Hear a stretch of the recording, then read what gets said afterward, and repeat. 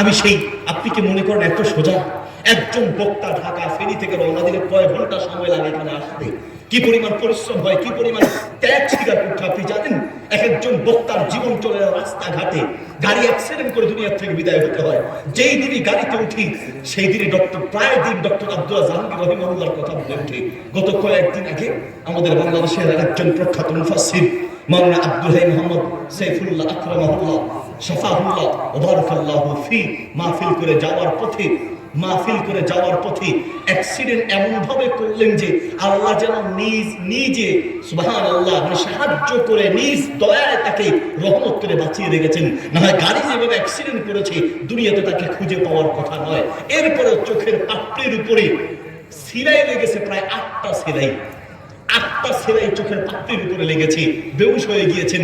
গাড়ি প্রায় 50 থেকে 60 লক্ষ টাকা দামের গাড়ি, আর এখন এটা মনে হয় 2-4 লাখ টাকাও যাবে না।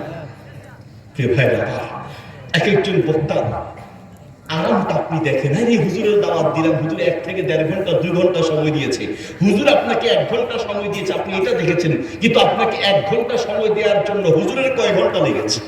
আপনি তো এখান থেকে গিয়ে ঘুমিয়ে যাবেন, কিন্তু আমাদের কি হবে?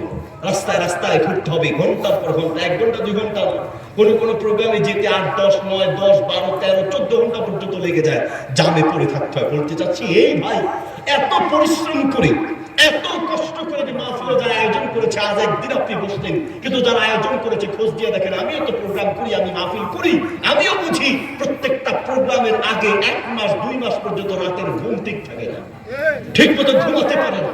প্যান্ডেল ঠিক হলো কিনা, মাইকিং ঠিক হলো কিনা, পোস্টার হলো কিনা, বক্তা আসছে কিনা, প্রতিটা মিনিটে টেনশন। এত কিছুর পরেও যদি আপনি এসে বসে একটু কথা শুনতে না পারেন, তো কিয়ামতের মাঠে আপনাকে আসামির কাঠ করে দাঁড়াতে হবে, ঠিক কিনা? আপনি রাস্তা দাঁড়ায় গল্প করছেন, গল্পের আওয়াজ আমার কানে আসতেছে। এখানে দোকানপাট বসিয়েছেন, মাহফিলের পাশে দোকানপাট দিবেন না, এগুলো একটা তামাশা শুরু হয়েছে। আমাদের এই কানে এখন পর্যন্ত আওয়াজ আসতেছে। সে বাড়িতে বসে বসে পা ঢুলাচ্ছে, সে টিভির সামনে বসে টিভি দেখছে, সে গল্প করছে।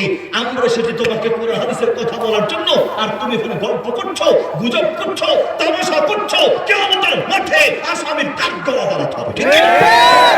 হ্যাঁ, যদি কেউ তার ভিন্ন কোনো প্রয়োজনে না আসে সেটা ভিন্ন কথা, তার প্রয়োজন আছে, বিপদে আসেন, অন্যথা আপনি আসতে বাধ্য। নবী সাল্লাল্লাহু আলাইহি ওয়াসাল্লাম হাদিস বলছেন, একজন এসে সে ভিতরে বসলো, আল্লাহ নবী সাল্লাল্লাহু আলাইহি ওয়াসাল্লাম বললেন, যে ব্যক্তি আমার কথা শোনার জন্য, দ্বীনের কথা শোনার জন্য মজলিসে এসে বসলো, সে আল্লাহর রহমতেই যেন ডুব দিল। আল্লাহু আকবার।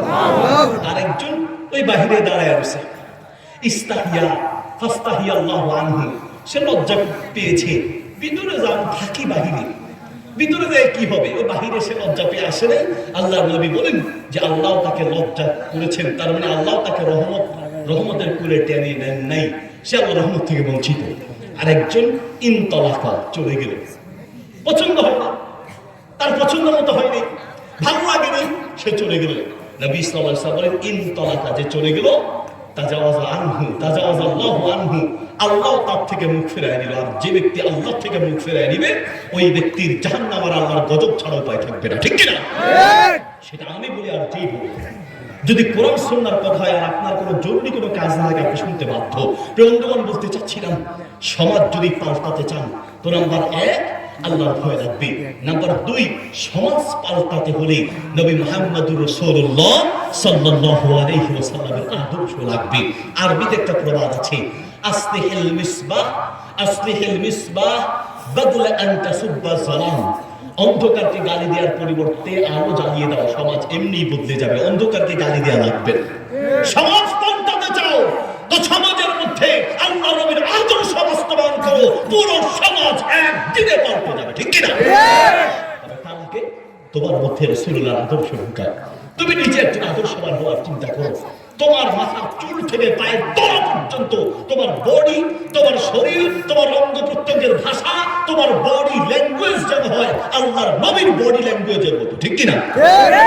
রাসূল সাল্লাল্লাহু আলাইহি ওয়াসাল্লামের বডি ল্যাঙ্গুয়েজ ছিল, আল্লাহ রাসূলের বডির একটা ভাষা ছিল, যেটাকে বডি